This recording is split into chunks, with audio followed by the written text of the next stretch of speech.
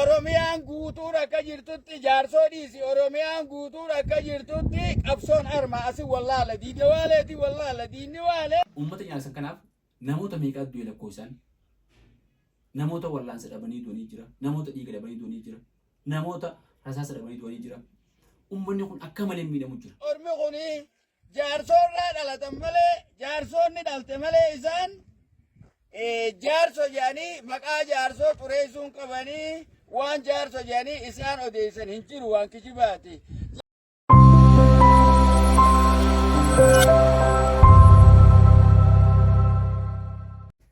Kabajamtoota daawwattoota keenya akka mirtan nagaa fayyaadhaa kun barkoo miidiyaa keessan kana like share subscribe godhadha. Arraaf wanni qabannee dhiyaannee rakkoo uummata keenya Oromoo uummata lafummaa isaanii irratti qe'ee isaanii irratti yeroo hunda cunqurfamuu uummata horiin isaanii jalaa saamamuu oomishi isaanii ka'uudhuuf jalaa baduu ilmaan isaanii jalaa ajjeefamuu guddaan isaanii dura ajjeefamuu uummata nageenya dhabee qe'ee isaa irratti mirga jiraachuu lubbuun jiraachuu dhabee mirga qabeenya horachuu dhabee uummata araraafama hamaa keessa jiru waggoota dheeraadhaaf rakkoo gartee furmaata hin qabne tagamaa gamanaan tan namni nu banneef keessa jiru irraa dubbachuu deemna. Uummanni kun uummata cinaaksanii uummata aanaa cinaaksanii uummata Oromoo jaarsoodha. Uummanni kun lafuma isaanii taabbaa isaanii irra dhaalan irratti akka alagaatti ilaalamanii biyyuma isaanii irratti roorrifamaa jiraatan.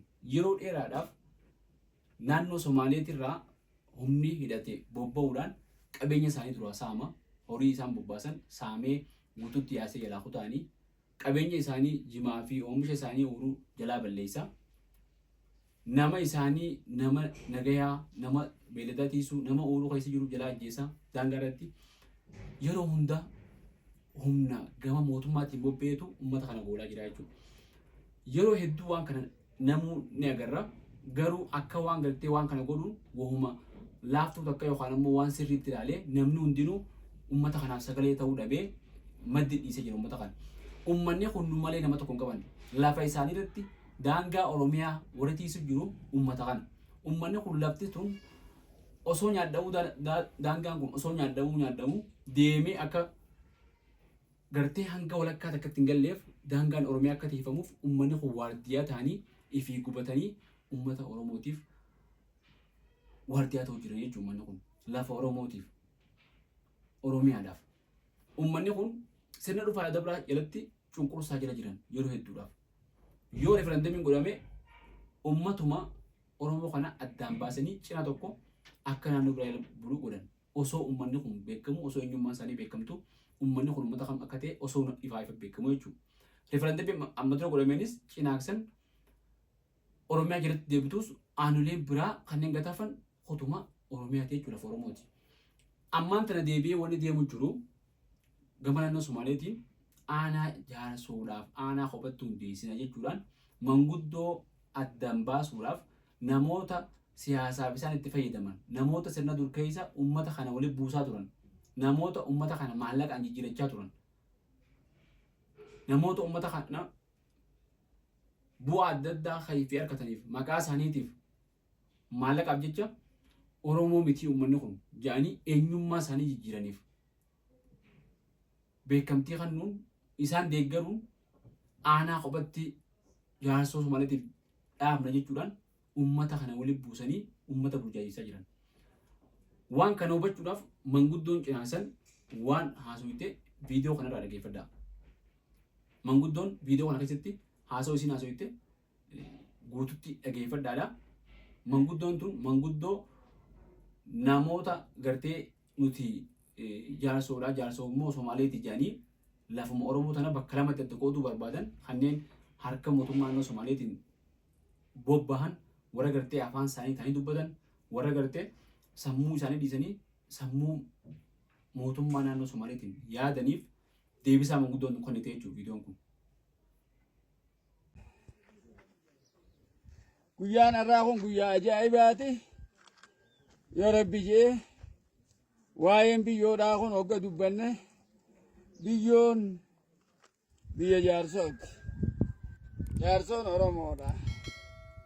Miidiyaa irraa hoggaaniif dubbatan Allaale haa ta'u, Saleebaan haa ta'u, Umar Jibriil haa ta'u, Gujul haa ta'u,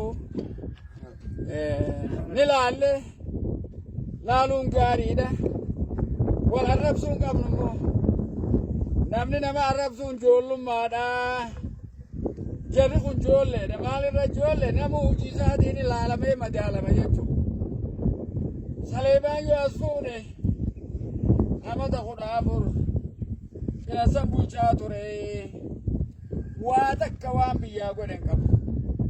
Waa takka waan biyyaa godhu hin qabu. Laalamee madaalamee jaarsoon kun uumaa waan nu godhu hin qabu jettee Oromiyaa filatte. Oguu Oromiyaa filatte hoo eega Oromiyaa filatte jee Soomaaliifin bakka bu'a jee Soomaalii bakka bu'e. Tulluu guuleetii jina sanirraa deemeetii tulluu guuleetii ni ari'ame jechuudha.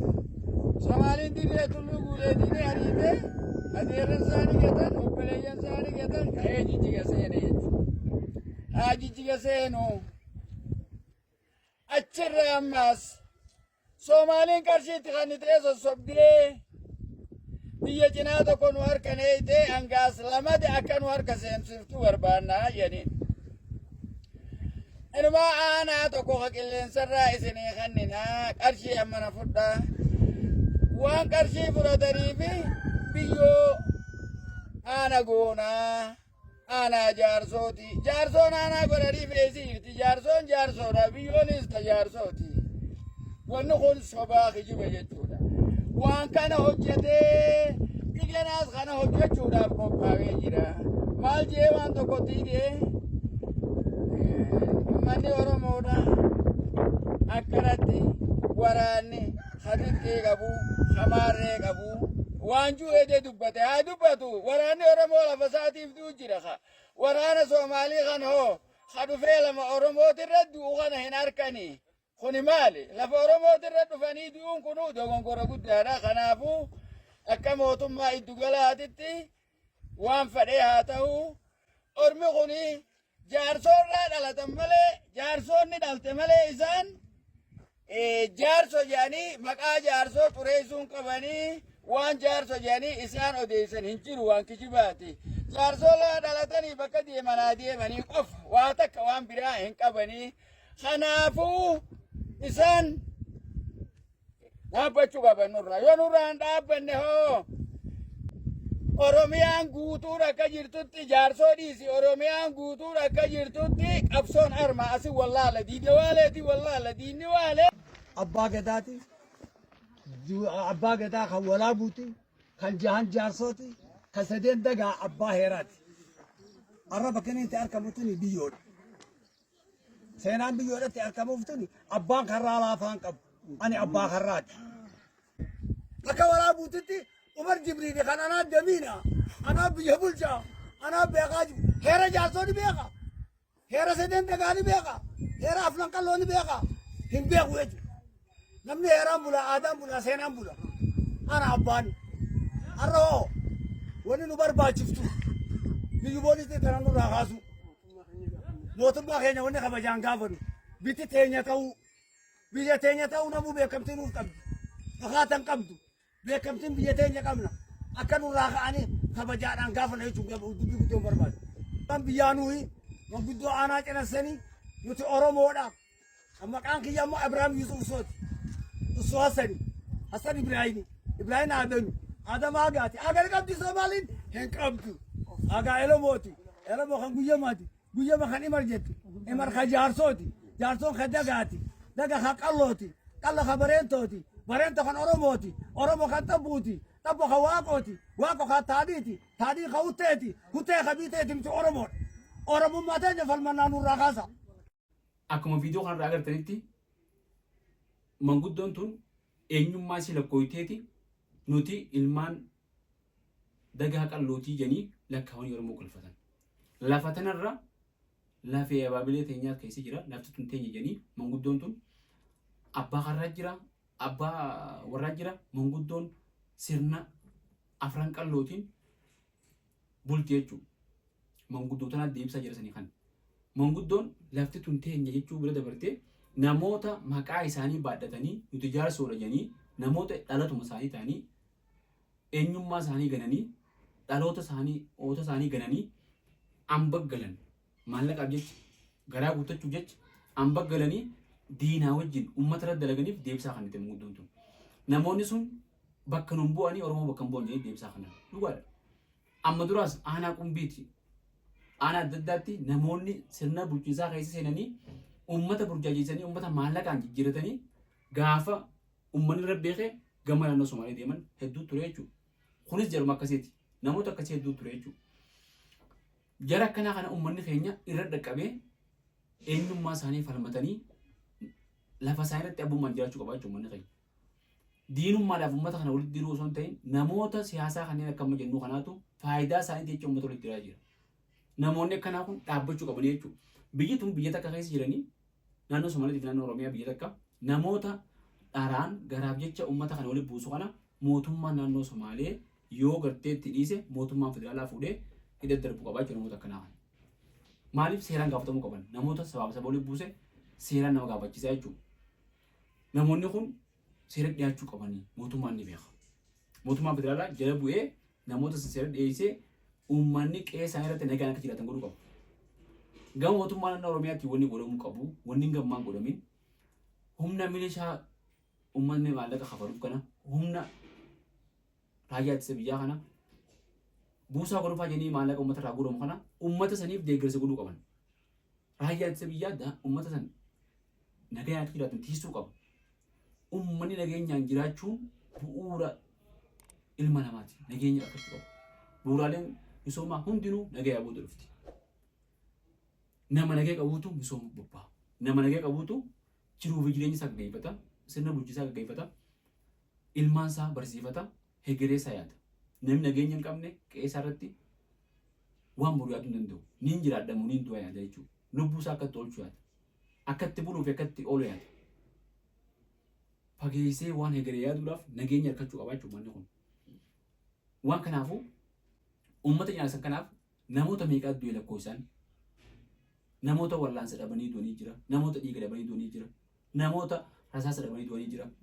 Uummanni kun akka malee miidhamu jira. Mee odeeffadhaa dhageeffadhaa namarraa. Miidiyaaleen tokkollee ni gabaasan. Gama mootummaatiin gartee ugguramee waan jiru jecha namni tokko hin gabaasu. Garuu namni quuqama qabdan mee iyyaafadhaa odeeffadhaa. Uummanni kun akka malee jiran. Akka malee miidhamu jiran. Uummata kanaaf sagalee haa ta'an. Uummanni kun Oromoof jecha waardiyyaa ta'anii cinaaksaniin waardiyyaa Oromoo ta'anii diina gad dhorku jiranii. Uummanni kun diina siyaasaa agartee mootummaa naannoo Somaaliyaa keessatti deemu kana dura dhaabbachuu jiranii uummata kanaaf sagalee haa ta'an. Warri mootummaa immoo takkara lamarra sadii numa dubban. Isaanis osoo beekanii itti dhiisanii uummanni kun akka dhumu uummanni akka miidhamu hayyamuu qaban. Warri godinaatis warri aanaatis hanga danda'anitti tattaaffii godhanii yoo if hin dandeenye qaama isaanii olitti iyyatanii uummata kana nageenya isaanii tiisuu qaban. Kun dirqama isaaniiti. Nageenyaaf dursa osoo hin kennine misooma kaasuu hin danda'amu. Uummanni kun jeequmsi akka ammaa irra deemu jiru kun rasaasni irra deemu kun saamiinsi lafaa irra deemu kun dhiibbaan daangaa irra deemtu kun irra dhaabbachuu qabdi jechuudha uummata kanarraa. Uummanni kun yoo gartee haalli amma jiru kun fooyya'uu baate haalli kun deeme rakkoo biraa guddootu mudachuu mala. Rakkoon akka yeroo dabartee buqqaatiin uummataa walitti bu'iinsi guddaan uumamuu mala. Osoo xiqqoodhaa osoo walitti bu'iinsi hin guddannetti furmaata akka harkatu uummanni keenya hundinuu dirmachuu qabu qaba namni hundinuu. Warreen miidiyaa irra jiran hundinuu gama tiiktookiinis feesbuukaanis yuutuubaanis namoonni dandeettii qaban uummata kana keessa waan jiru odeeffannoo jirtu funaananii odeeffannoo tana qaama dhimmi ilaalu hundaan ga'uuf dirqama qaban jechuudha. Uummata biraan ga'uuf dirqama qaban. Waan biraa xiqqoo waan faayidaa hin qabne waan nama dhuunfaa ajandaa abbaa darbeen bahee jala deemuu dhiifnee ajandaa uummataa nageenya uummata keenyaa kana haa dursinuu isin jenna. Har'aaf asumatti irra dhaaba hedduu galatoomaa.